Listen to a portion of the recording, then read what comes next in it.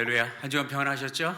우리 이제 다 같이 몸과 마음을 하나님 앞에 정돈하고 우리 하나님께서 기뻐 받으실 신령과 진정의 예배를 드리기를 원합니다. 이제 우리 사도신경에 우리의 신앙 고백을 담아서 드림으로 오늘 12월 둘째 주일 예배를 시작하겠습니다. 전능하사 천지를 만드신 하나님 아버지를 내가 믿사오며 그 외아들 우리 주 예수 그리스도를 믿사오니 이는 성령으로 잉태하사 동정녀 마리아에게 나시고 본디오 빌라도에게 고난을 받으사 십자가에 못 박혀 죽으시고 장사한 지 사흘 만에 죽은 자 가운데서 다시 살아나시며 하늘에 오르사 전능하신 하나님 우편에 앉아 계시다가 저로서 산 자와 죽은 자를 심판하러 오시리라. 성령을 믿사오며 거룩한 공회와 성도가 서로 교통하는 것과 죄를 사하여 주시는 것과 몸이 다시 사는 것과 영원히 사는 것을 믿사옵나이다. 아멘.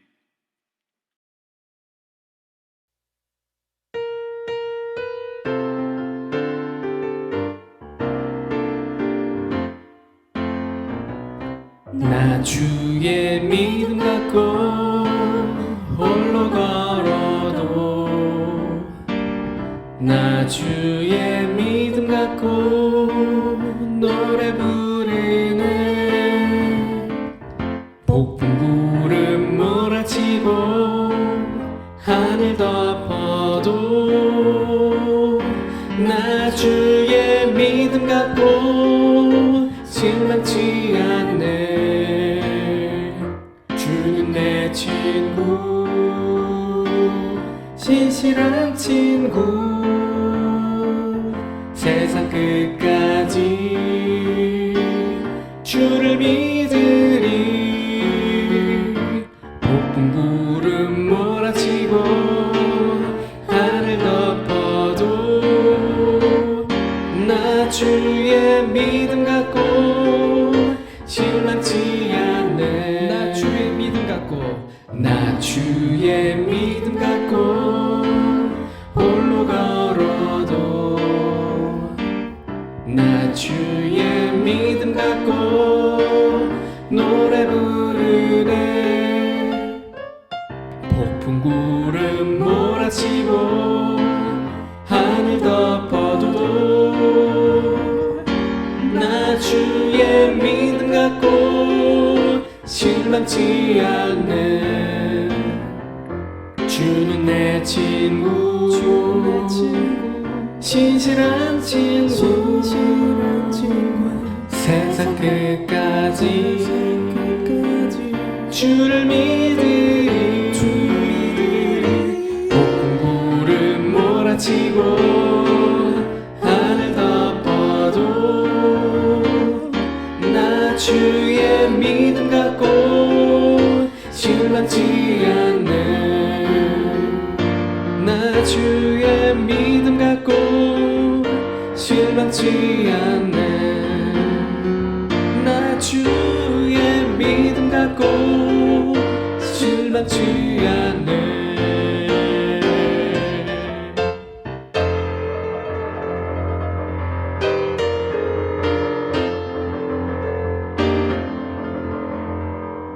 아멘. 사랑과 은혜가 풍성하신 하나님 아버지, 주님의 이름을 찬양합니다. 우리를 구원하시기 위해 독생자 예수 그리스도를 이 땅에 보내신 하나님의 사랑을 감사드립니다. 이 시간 온라인으로 예배하는 우리 모두에게 오직 주님 한 분만 바라보며 영광 올려드리는 예배가 되게 하옵소서. 벌써 2020년 마지막 달을 지나고 있습니다. 주님 오심을 기다리며 성탄의 준비로 기쁨이 넘쳐나야 할 이때, 우리가 기도로 더욱 겸비하여 하나님의 기쁨이 되는 자녀들이 되게 하여 주옵소서. 지금까지 지내온 모든 순간순간들이 하나님의 은혜였음을 고백합니다. 어려운 시간보다는 받은 은혜와 복을 세어보는 12월이 되게 하여 주옵소서. 주님, 코로나가 속히 안정될 수 있도록 도와주시옵소서. 이 일을 위해 수고하시는 의료진들과 병석의 환자들을 주님의 따스한 손길로 보살펴 주옵소서.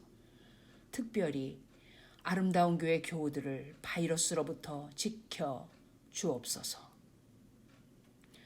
학교에 가지 못하고 온라인으로 공부하는 자녀들을 어려운 환경 중에 지켜주시고 그들을 위해 기도하는 부모님들의 기도가 주님 앞에 응답되기를 원합니다.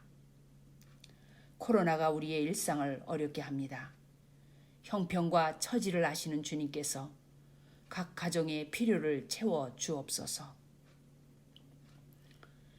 이 시간 말씀을 전하시는 이봉화 목사님께 성령의 능력으로 붙들어 주시고 영육간의 강건함을 허락하사 능력의 말씀과 살아 역사하는 생명의 말씀을 온전히 선포하게 하옵소서.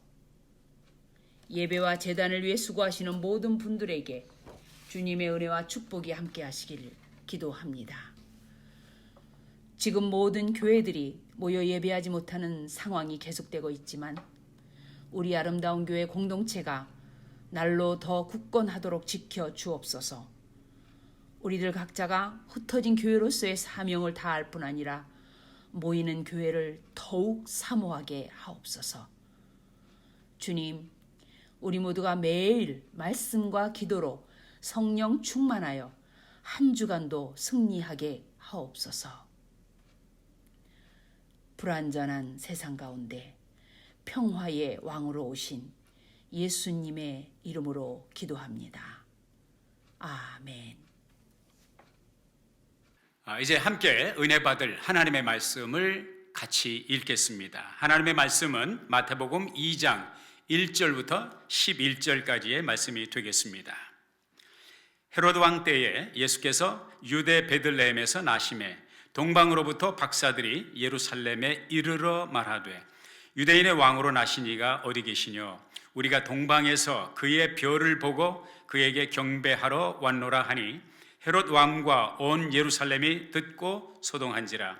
왕이 모든 대제사장과 백성의 서기관들을 모아 그리스도가 어디서 나겠느냐 물으니 가로되 유대 베들레헴이오니 이는 선지자로 이렇게 기록된 바 또 유대 땅 베들레헴아 너는 유대 고을 중에 가장 작지 아니하도다. 내게서 한 다스리는 자가 나와서 내 백성 이스라엘의 목자가 되리라 하였음이니이다. 이에 헤롯이 가만히 박사들을 불러 별이 나타난 때를 자세히 묻고 베들레헴으로 보내며 이르되 가서 아기에 대하여 자세히 알아보고 찾거든 내게 고하여 나도 가서 그에게 경배하게 하라. 박사들이 왕의 말을 듣고 갈새 동방에서 보던 그 별이 문득 앞서 인도하여 가다가 아기 있는 곳 위에 머물러 섰는지라. 저희가 별을 보고 가장 크게 기뻐하더라. 집에 들어가 아기와 그 모친 마리아에 함께 있는 것을 보고 엎드려 아기께 경배하고 보배합을 열어 황금과 유향과 모략을 예물로 드리니라. 아멘. 말씀을 나누기 전에 여러분들과 함께 한두 가지 공지사항을 말씀드리도록 하겠습니다. 11월 한 달 땡스기빙 시즌을 맞이해서 교우 여러분들께서 동참해 주신 부르 이웃들과 함께 땡스기빙 디너 나누기, 이 모금 운동에 많은 분들이 답지해 주시고 정말 예상보다 많은 헌금을 우리 코스타메사에 있는 코스타메사 라이트하우스 처치 오브 더 네즈린 필 아이스캔스 목사님께 전달할 수 있는 그런 따뜻한 축복의 시간을 가졌습니다. 다시 한번 여러분들에게 감사를 드립니다. 12월 이제 성탄의 계절을 맞이하였는데 이 계절도 정말 동토와 같이 코비드-19 상황 속에서 모든 것들이 락다운되는, 우리가 또 교회에서 예배도 모여드리지 못하는 이런 안타까운 계절이지만 여느 때보다도 더 뜨거운 사랑으로, 사랑의 띠로 하나가 되는 우리 아름다운 공동체 되기를 바라고요. 가족들과 또 이웃들이 될 수 있기를 바랍니다. 한 가지 반가운 소식은 우리 KT를 섬기고 계신 대표로 계신 우리 한순진 목사님께서 이 락다운 계속되는 코비드-19 상황 속에서 정말 하나님께서 기뻐하실 교회를 섬기는 그 책을 하나 새롭게 출간하셨습니다. 기도하는 삶이라고 하는 타이틀을 가지고 있는 그런 성경 공부 책자인데요. 우리 교회가 이제 모세오경 1, 2권을 다 맞춰 갑니다. 그래서 모세오경 2권이 마지막 끝나게 되면 이어서 우리 한 목사님께서 이번에 새로 출간하신 기도하는 삶, 이제 교재를 가지고 함께 은혜를 나누고자 합니다. 쉽고도 그러면서도 프랙티컬하고 우리의 삶에 접목할 수 있고 깊이가 있는 그런 성경 공부가 될 것으로 확신합니다. 여러분들 기대하시고요, 기도해 주시기를 부탁드립니다. 우리 같이 잠시 기도하고 말씀 나누겠습니다. 하나님, 주께서 주의 영으로 말씀하시고 듣는 우리가 주님의 영의 감동으로 듣게 하옵소서. 예수님의 이름으로 기도했습니다. 아멘.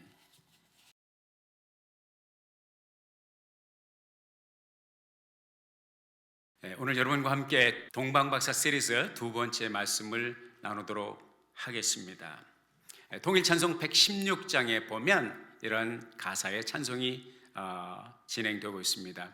동방박사 세 사람 귀한 예물 가지고 산을 넘고 물을 건너 별 따라와도다.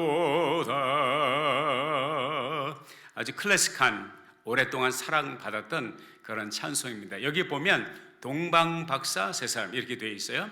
이 동방박사라고 하는 그 표현대로 오늘 본문에 등장하고 있는 이 동방박사는 정말 동방에서 온 사람들입니다. 틀림없는 표현인데, 세 사람이라고 하는 것은 이게 입증이 되지를 않았습니다. 제가 그동안 이제 말씀을 준비하면서 여러 자료들을 이제 종합해 보니까 세 사람일 가능성은 매우 희박합니다. 훨씬 더 많은 사람들이 이제 하나님의 인도를 따라서 아기 예수께 경배하기 위해서 그 길을 떠났다고 하는 것을 우리가 어렵지 않게 생각을 해볼 수가 있습니다.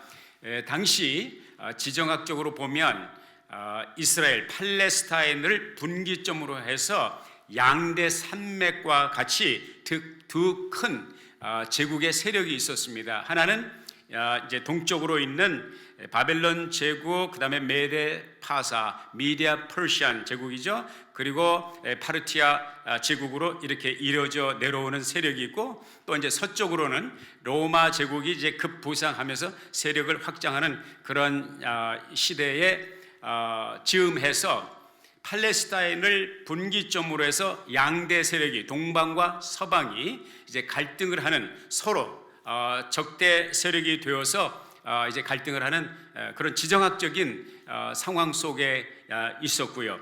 그리고 실질적으로 역사의 페이지를 열어보면 BC 63년, BC 55년, 그리고 BC 40년 세 번에 걸쳐서 파르티아 제국과 로마 제국이 전쟁을 치렀던 그런 역사를 가지고 있습니다. 그 동방의 제국 파르티아, 파사 파르티아, 페르시아 파르티아 제국에서 실제적인 지도 세력으로, 기득권 세력으로 그들의 제국의 모든 행정과 정치와 모든 것들을 관장했던 그룹이 있는데, 메가스탄이라고 하는 그러한 그룹이 있었습니다. 이 사람들의 멤버가 바로 누구냐면 이 동방박사로 표현이 되어 있는 Magi, 혹은 이제 영어 성경에 wise man, 지혜로운 사람, 또는 박사, 이렇게 표현이 되는 사람들입니다. 그리고 그 사람들은 파르티아 제국의 왕을 선별해서 그 왕에게 왕위를 물려주는 실제적인 정치적인 핵심 세력이라고 할 수가 있겠습니다. 그리고 이 동방 박사들이 예수님 탄생하실 때쯤에 그 정치적인 상황을 보면 프라테스 4세라고 하는 파르티아 제국의 황제가 폐위가 되는, 그래서 이제 그 황제의 자리가 비어 있는 상황이었고요. 그리고 이 동방 박사들은 소위 말하면 이제 로열 킹 메이커라고 할 수가 있겠죠. 왕을 만드는 사람, 왕제를 키우고 왕을 구별하여서 세우는 이 사람들이 차기 대권자, 차기 황제를 찾고 있었던 그런 상황입니다. 그래서 이제 동방 박사들이 하나님께서 그들에게 계시하신 그 별을 따라서 그 별이 구체적으로 어떤 별인지, 실질적인 하늘에 떠 있는 별인지, 아니면 정말 베들레헴의 목자들이 하나님의 천사들의 영광스러운 임재를 경험하고 그들의 메시지를 받고 아기 예수께 경배하러 갔던 것처럼, 그런 모종의 참 그 특별한 하나님의 계시를 통해서, 그 별빛으로 나타난 계시를 통해서 그들이 이제 메시아의 등장을 알았던지, 어떻든 그것은 이제 오늘 그것을 살펴볼 시간은 없지만은요, 그 별의 계시를 통해서 이 동방 박사들 메자이들이 팔레스타인 땅으로, 예루살렘으로 오게 된 것이죠. 플러스 알파는 뭐냐면, 전에도 말씀드린 것처럼 파르티아 제국이 있기 전에 메데 바사 제국이 있었고, 그 전에 바벨론 제국이 있었고, 그 바벨론 제국, 신바벨론 제국을 강성하게 일으켰던 느부갓네살 왕이 BC 586년에 예루살렘을 함락하고 남왕국 유다 백성들 가운데 특별히 예루살렘을 중심으로 해서 많은 기득권 세력들, 그리고 학식 있고 문벌 있고 능력 있는 사람들을 포로로 잡아갔던 것을 보게 됩니다. 그 포로로 잡혀갔던 인물 가운데 한 사람이 다니엘이라고 하는 사람이 있었고, 다니엘은 하나님의 성령의 감동을 입은 사람이고, 하나님의 신이 함께하고 하나님께서 특별한 지혜를 주셔서 말이죠, 느부갓네살 왕이 혀를 찰 정도로 다니엘이 하나님의 주신 출중한 지혜가 있었어요.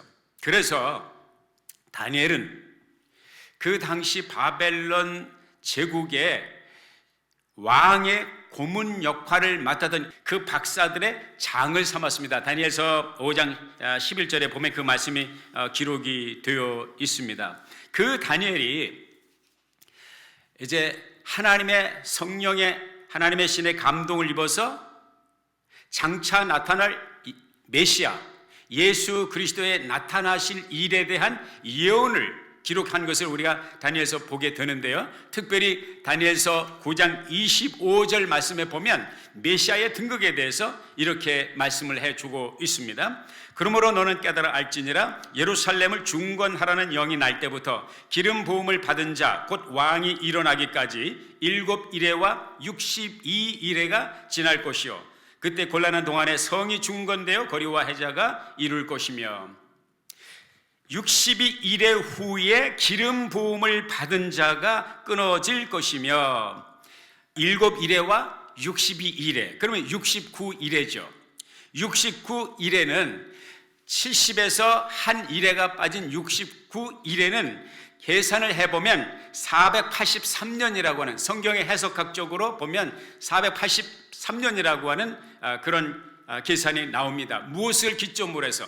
예루살렘을 중건하라는, 재건, 리빌드 하라고 하는 황제의 칙령이 떨어진 때부터 계산해서 69일의 후에 69일회가 되면 기름 부음 받은 자, 기름 부음을 받은 자가 히브리어로 메시아, 그리스어로 그리스도가 되는 것입니다. 그러니까 예수 그리스도의 현현, 나타나심이 69일의 후에 무엇을 기점으로? 황제의 칙령. 그 느헤미야서 2장 1절 이하에 보면 아닥사스다 왕 집정 20년에 아닥사스다 왕이, 페르시아 제국의 아닥사스다 왕이 느헤미야와 대화를 하다가 성령의 하나님의 감동을 따라서 그가 예루살렘을 다시 가서, 내가 가서 중건하라, 재건축하라는 그런 명령이 떨어집니다. 그때가 계산하면 서기 BC 444년이고, 그때부터 카운트다운을 시작해서 483년이 지난 후에 그 시점, 그러니까 그 당시에는 바벨론 문화권 아래 있었기 때문에 1년은 365일이 아니라 360일이었습니다.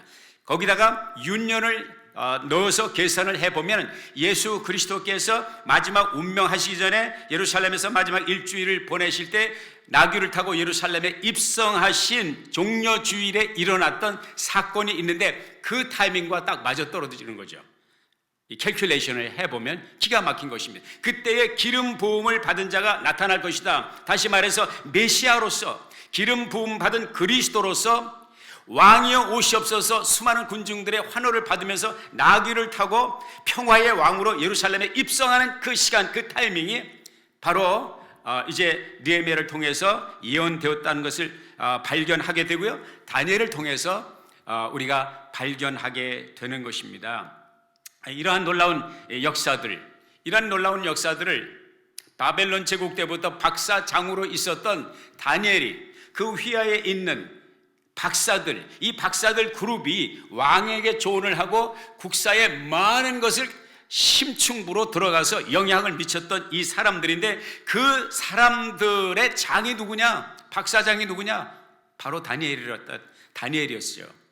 다니엘은 바벨론 제국뿐만 아니라 바벨론이 무너지고 나중에 페르시아가 등장할 때까지 바벨론은 권력의 중심부에서 엄청난 영향을 미치고 있었다는 것을 역사의 페이지 속에서 발견하게 되고, 특히 성경 속에서 발견하게 되는 것입니다.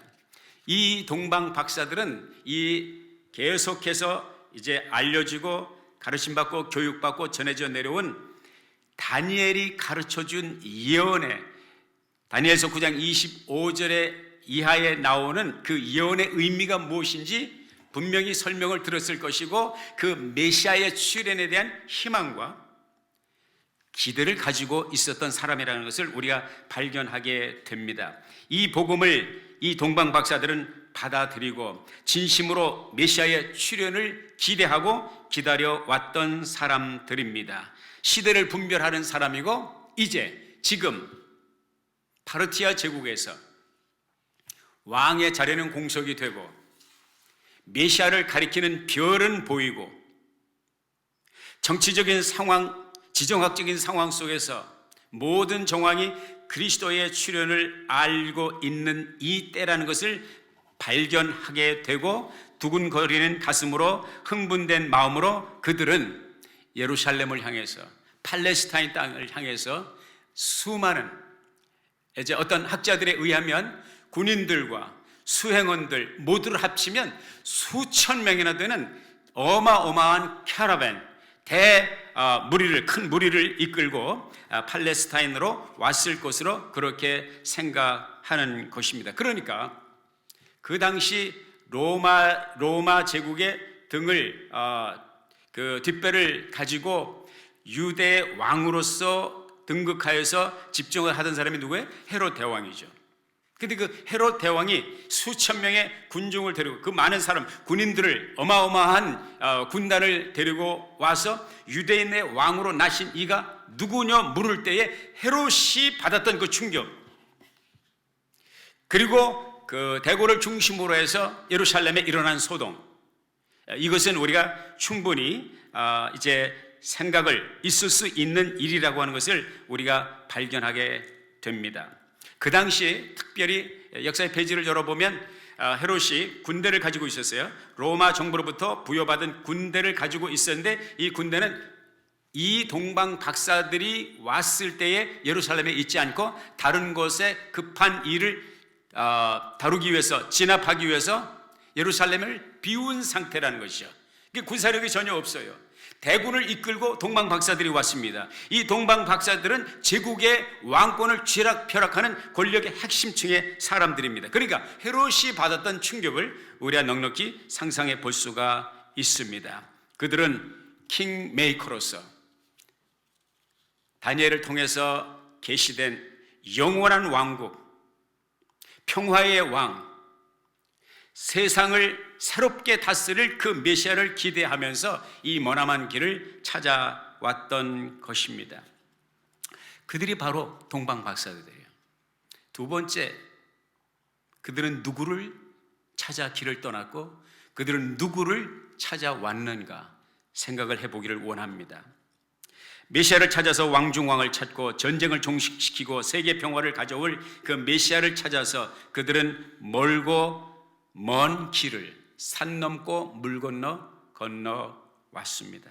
그 옛날 청교도들이 영국에서 핍박을 피하여 네덜란드로 가고, 네덜란드에서 다시 영국을 거쳐서 대서양을 거쳐서 아메리카 대륙을 밟았던 것처럼, 그렇게 순례자의 길을 갔던 것처럼, 그리고 그들이 첫 번 땡스기빙 하나님 앞에 첫 번 수확을 하나님 앞에 드리면서 감사제를 올렸던, 그리고 그것이 첫 번 땡스기빙 되었던 것처럼 지난 11월 달에 우리가 땡스기빙 각자 가정에서 땡스기빙 축제를 가졌습니다마는 우리의 인생의 여정이라는 것은 무엇입니까? 우리 인생의 여정은 길을 떠난 사람들의 여정이라고 할 수가 있겠습니다.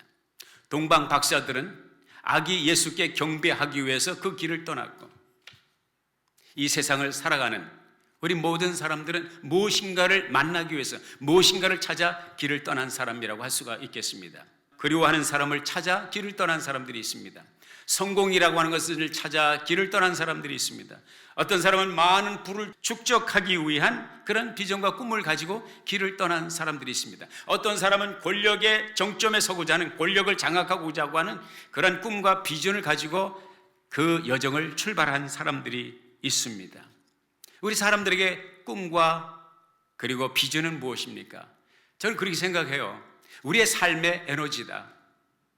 그 옛날에 야곱이 라헬을 사랑해서 그 라헬을 얻기 위해서 외삼촌이면서 동시에 장인이 될 라반을 위해서 7년 동안 임금 컴펜세이션을 노임을 받지 않냐고 공짜로 일을 해주었습니다. 그런데 성경에 보니까 그 7년을 수일같이 여겼더라. 왜? 사랑하는 그 여자를 만날 생각, 사랑하는 그 여자를 품을 그 열망 때문에 그것이 에너지가 되어서 7년을 수일같이 일을 했다. 저는 그렇게 생각을 해요. 우리 삶에 있어서 정말 에너지 근원은 무엇이냐? 그것이 비전이고 그것이 꿈이다. 우리가 꿈과 비전을 안고 갈 때에 고단함이 고단치 아니하고 어려움이 어려움으로 멈추지 아니하고 산 넘고 물을 건너는 것처럼 무엇이든지 극복할 수 있는 에너지는 어디에서 오느냐? 꿈과 비전이 있을 때. 자동차가 아무리 비싸고 아무리 성능이 좋아도 아무리 홀스파워가 커도요, 기름을 붓지 않냐면, 요즘 테슬라 같은 것들은 충전을 하지 않냐면 1마일도 갈 수가 없는 것이죠. 그와 같이 우리에게는 우리의 삶의 에너지원이 되는 비전과 꿈이 필요합니다. 이 세상을 살아가면서 불행한 사람들 가운데 정말 불행한 사람은 누구냐? 꿈과 비전이 없는 사람이에요. 왜 살아가야 되는지, 미래의 비전이 무엇인지, 미래에 희망하는 소망이 무엇인지 그저 하루하루를 그렇게 물에 떠있는 부평초처럼 조류에 휩쓸려 가는 낙엽처럼 그렇게 살아가는 사람들이죠. 마태복음 7장 7절에 보면 구하라 주실 것이요, 찾으라 그러면 찾을 것이요, 문을 두드리라 그러면 너희에게 열릴 것이니, 얼마나 좋은 말씀인지 알 수가 없습니다. 그러나 정작 문제는 무엇입니까? 내가 무엇을 구할지, 내가 무엇을 찾는 것인지, 내가 어떤 문을 두드려야 될지 모른다면 이거 참 비극적인 일이라고 할 수가 있겠습니다. 사랑하는 여러분, 좋은 꿈은요, 좋은 비전은 성공 자체가 아닙니다. 내가 버는 돈이 아닙니다. 내가 장악한 권력이 아닙니다. 권력을 장악하고 돈을 모으고 성공을 한 다음에 그것으로 내가 무엇을 하는가, 이 비전과 이 꿈이 있어야 된다고 하는 것입니다. 이것이 없으면 내가 왜 성공했고, 내가 왜 돈을 모았고, 내가 왜 권력을 장악했는지를 답을 할 수가 없다면, 권력을 지은 후에도, 돈을 많이 모은 후에도, 성공을 한 후에도 자살 충동을 느끼고, 실제로 많은 사람들이 성공을 해보니 너무 허전하고 돈을 지어보니 너무 허무하여 세상을 떠난 사람들이 종종 있는 것을 우리의 현실 삶 속에서 보게 됩니다. 동방 박사들은 정말 아름다운 꿈을 꾼 사람들입니다. 만왕의 왕 예수, 우주를 통치할 진정한 메시아 그리스도를 만나고자 하는 이 그리움과 이 열정을 가지고 머나먼 그 길을 떠났습니다. 그들의 삶은 고단했지만 고단하지 않았고, 험했지만 괴롭지 아니하고 즐거운 마음으로 그 길을 떠날 수가 있었던 것입니다. 세상에 많은 꿈과 비전이 아름답고 귀하지만 주님을 향한 그리움, 주님을 향한 비전, 주님을 향한 열정은 정말 아름다운 것입니다. 왜? 그것은 영원한 가치와 연결되어 있기 때문입니다. 동방 박사들은 누구를 찾아 이 먼 길을 왔습니까? 예수 그리스도를 찾아 이 먼 길을 왔습니다. 마지막 세 번째로 그들이 누구를 만났습니까? 그들이 그리워하고 멀고 험한 길을 오며 구하고 찾고 두드린 문은 예수 그리스도와의 만남이었습니다. 그런데 흥미로운 것은 이 동방 박사들이 만난 것은 예수님이 아니었습니다. 헤롯을 만났습니다. 대제사장과 백성들의 서기관들을 만났습니다. 헤롯이 누굽니까? 지난번에도 잠시 언급했지만 오늘 조금 더 말씀드린다면 피에 굶주린 사람입니다. 로마의 세력의 뒷배를 통해서 유대의 왕으로 처음에 한동안 정말 유대인들을 위해서, 유대인들의 환심을 사기 위해서 많은 일들을 했습니다. 수도 관계 시설을 하고 건물을 짓고 삶의 편리한 그 문명의 이기들을 마련을 해주고 유대인들을 위해서 많은 치적을 남겼습니다. 가장 큰 치적은 무엇입니까? 헤롯 성전을 지었다는 것이죠. 놀라운 일입니다. 그러나 이 사람에게 있었던 한 가지 흠은 무엇입니까? 지나친 의심과 지나친 질투심이었습니다. 오직 자기 중심적인 이기심에 모든 것을 그런 잣대로 보았고, 그러다 보니까 자기의 권력을, 이 연약한 흔들리는 권력을 지키기 위해서 그런 혈안이 되었고 많은 사람을 죽였습니다. 자기 아내를 의심하여 죽였고요, 자기 아들들을 의심하여 죽였고요. 여러분들이 아시는 대로 아기 예수가 나신 이 소식을 듣고 왕으로, 유대인의 왕으로 났다는 소식을 듣고 라이벌 의식을 이제 꺾을 수가 없고 2살 이하의 모든 아이들을 죽이는 그런 참으로 피비린내 나는 역사의 장본인이 되었습니다. 그가 사실 이 사건 이후에 얼마 있다가 이제 세상을 떠나게 되는데, 이 사람이 죽기 전에 이런 명령을 내렸습니다. 죽기 전에 유대에, 특별히 예루살렘 중심으로 해서 많은 유대인들이 존경하는 인물들, 유지들, 리더들을 감금시켰습니다. 자기가 죽기 전에. 그리고 어떤 명령을 내리냐면 내가 죽는 날 그 모든 사람을 다 처형하라고 그랬습니다. 왜요? 자기가 죽을 때 죽었다고 고소해할까 봐, 죽어도 우는 곡하는 사람이 없을까 봐 그 사람을 다 한꺼번에 죽이면 예루살렘 전체가 통곡소리가 진동할 것이니 나 헤롯 대왕이 죽었다고 슬퍼하는 그 곡소리를 모든 사람이 알고 위대한 왕이었다 칭송을 받고 싶은 그런 충동에서 다 죽이라고 그랬어요. 이렇게 피에 굶주린 사람이었습니다. 그 당시 어거스터스 시저 황제가 이제 나이를 많았지만은 다스리고 있었을 때 오죽하면 헤롯에 대한 그 조소적인 풍자를 얘기를 했습니다. 헤롯 왕의 아들로 태어나는 것보다 헤롯 왕의 집안에 있는 개로 태어나는 것이 낫다. 왜? 개는 잡아먹지 않을 것이 아니냐 이거죠. 개고기는 먹지 않을 것이 아니냐 이거죠. 아들로 태어나면 죽으니까. 이런 이야기까지 있었습니다. 두 번째 만난 사람들이 바로 누구예요? 아까 말씀드린 대로 대제사장, 그리고 백성들의 서기관들, 성경 해석하는 전문, 성경 사본을 계속 써내려가는 아주 성경의 전문가들입니다. 대제사장이 누굽니까? 예배를 집전하고 이스라엘 백성들의 종교적인 리더입니다.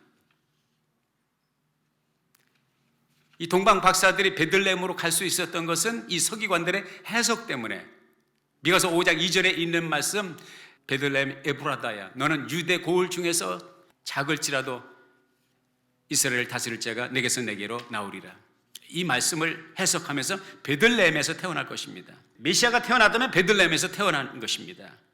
이렇게 정확하게 지표를 주었지만 문제는 뭐냐면 그들은, 대제사장도 서기관들도 단 한 사람도 한 발자국도 예루살렘에서 베들레헴으로 간 사람이 없다는 거예요. 예루살렘에서 베들레헴이 거리가 얼마냐? 맥시멈 6마일입니다. 5.5마일에서 6마일 떨어집니다.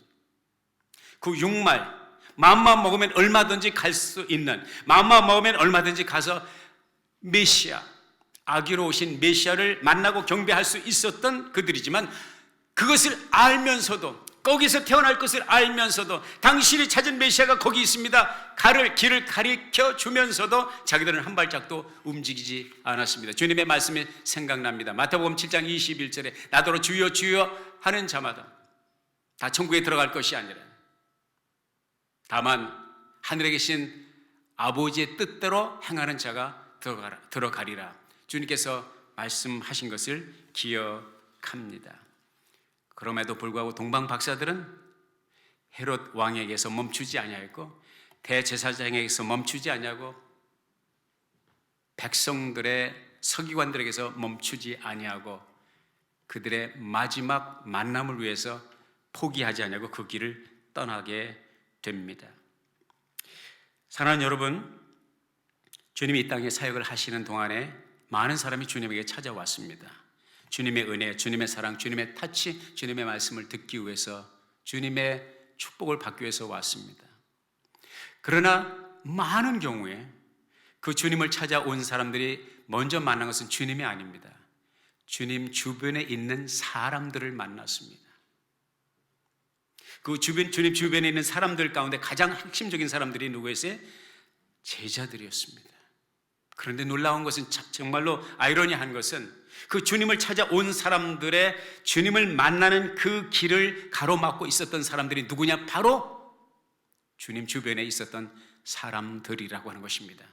오늘날도 신앙생활을 하는 데 있어서 가장 큰 걸림돌, 은혜를 받는데, 하나님의 말씀으로 다가가는데, 하나님의 손의 타치를 경험하기 위해서 가는 길에 어찌 보면 정말로 커다란 장애물은 교회 핵심 멤버들이 있습니다. 목사인 저를 위시해서 특별히 주님을 사랑하고 하나님의 교회를 사랑하고 교회에서 핵심에서 섬기는 그들이 어쩌면 이 문을 열고 주님에게 다가오고자 하는 사람들에게 가장 큰 걸림돌이 될 수가 있다고 하는 사실을 생각하며, 우리는 더욱더 주님을 사랑하는 만큼, 교회를 사랑하는 만큼 주님께 다가가는 길을 막아서지 않도록 우리가 삼가고 또 삼가해야 될 줄로 믿습니다. 물론 악의 세력이 들어온다면 당연히 싸워야죠. 막아야죠.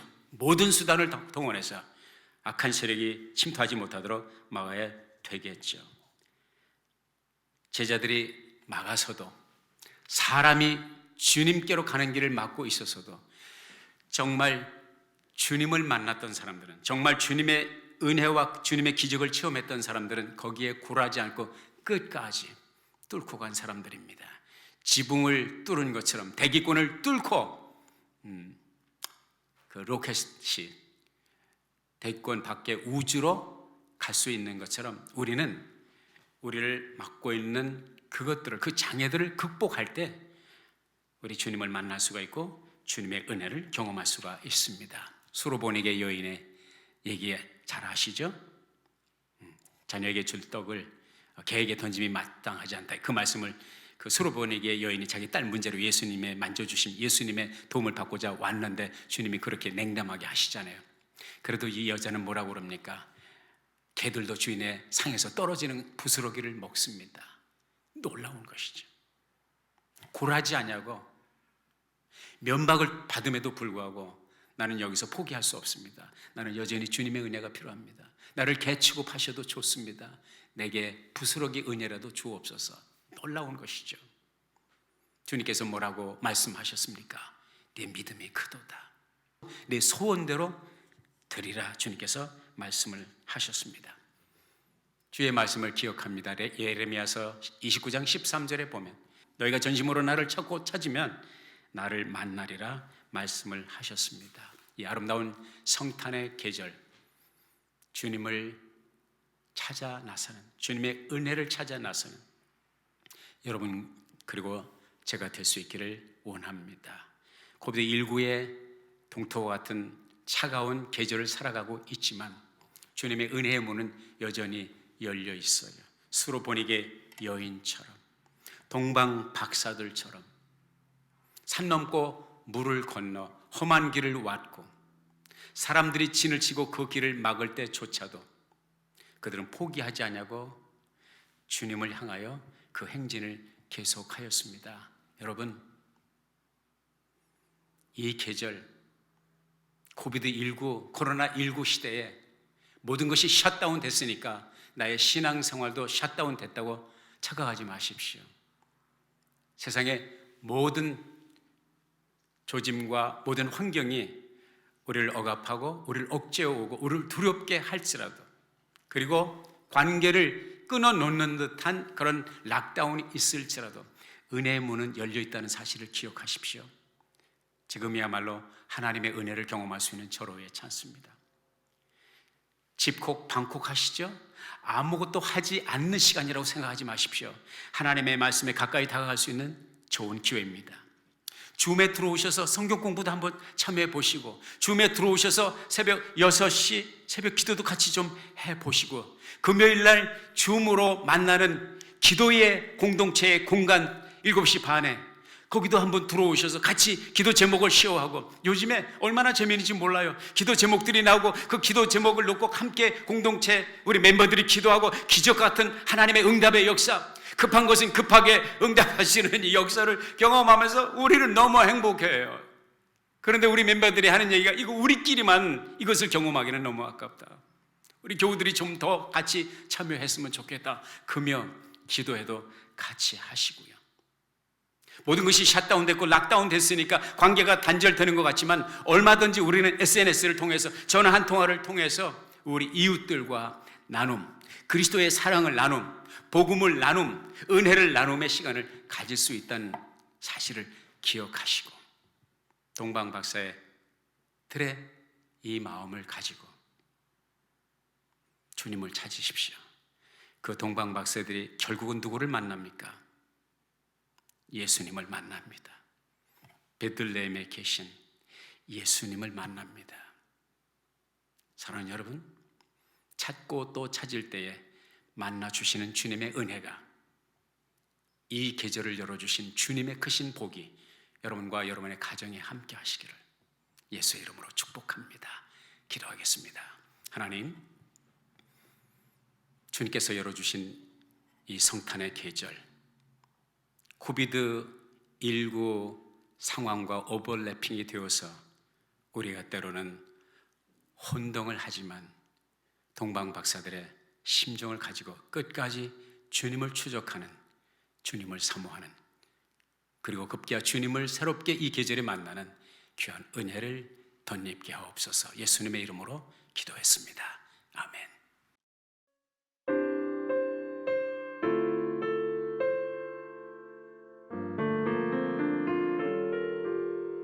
나 이제 주님의 새 생명 얻은 몸, 옛것은 지나고 새 사람이로다. 그 생명 내 맘에 강같이 흐르고, 그 사랑 내게서 해같이 빛난다. 영생을 맛보며 주 안에 살리라. 오늘도 내일도 주 함께 살리라.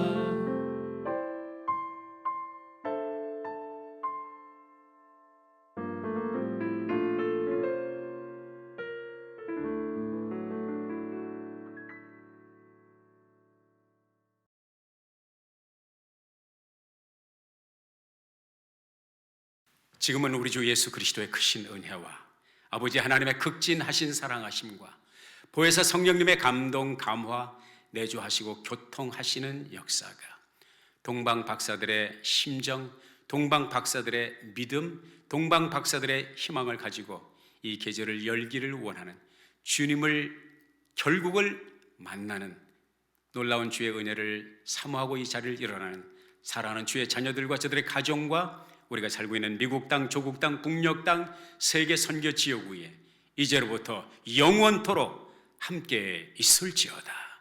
아멘.